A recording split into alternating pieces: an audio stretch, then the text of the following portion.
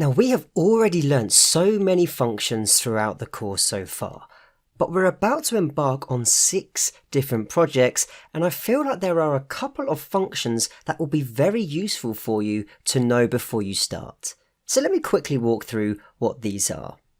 First of all, there is a Jupyter Notebook specific function that is very useful for making your output a lot cleaner. And this function is called clear_output. And the way we can use it is as follows. We first of all need to import it into our notebook. So we can put from ipython.display import clear_output. And once we've imported this function, we're then able to use it in our code. So let's now put this in a simple example. Let's say I print the string hello. When I run this code, we get hello printed to the screen, no surprises. If I then follow this line of code and print bye, we then get hello on one line and bye printed to the next line.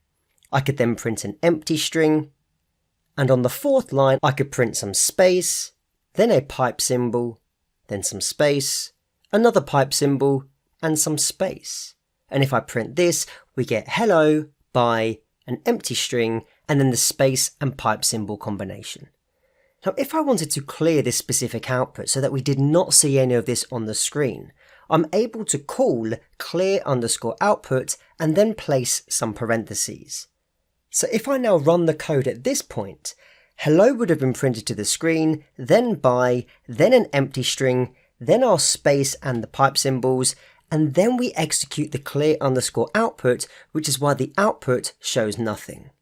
If I then follow this function with another print statement which prints coding to the screen, when I run this code cell in its entirety, we end up only printing coding to the screen because the output was cleared on the 5th line.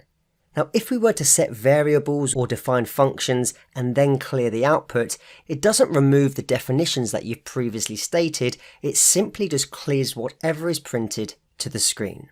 So this can be very useful in keeping any output that you produce very neat and tidy, especially when using loops in your code. So keep this in mind for the upcoming projects. Another useful capability is to generate random selections. And we're able to do this by using the random library. So first of all, just like the clear_output function, we can import random. And we can then call functions from this library. And the first function I want to show you is the ability to generate a random integer between 2 numbers. So the way we can do this is by first of all calling upon the library, so we can put random.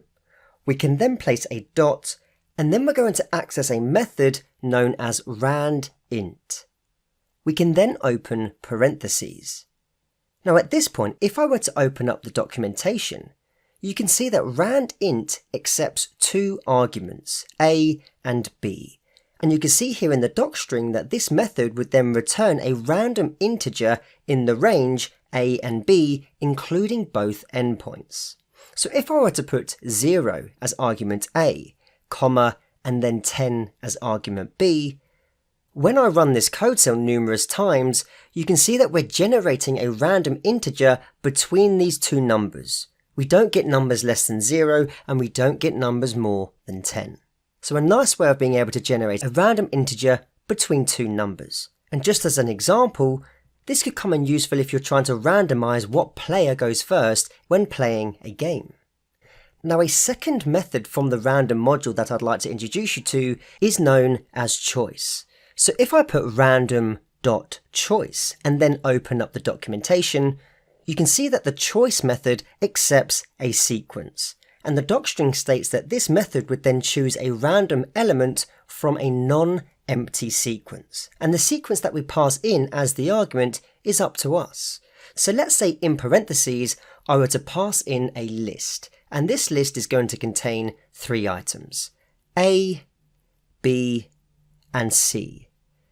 So with A, B, and C now passed in as the sequence, when I run this code cell, you can see that the computer is randomly selecting either A, B, and C from the sequence.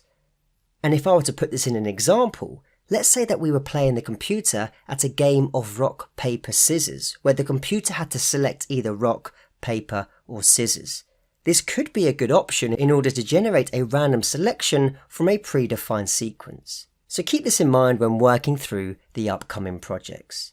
These are the 3 pieces of functionality I wanted to introduce you to just before you dive into the upcoming projects. The first project we're going to tackle together is a number guessing game, so I'll see you inside the next video.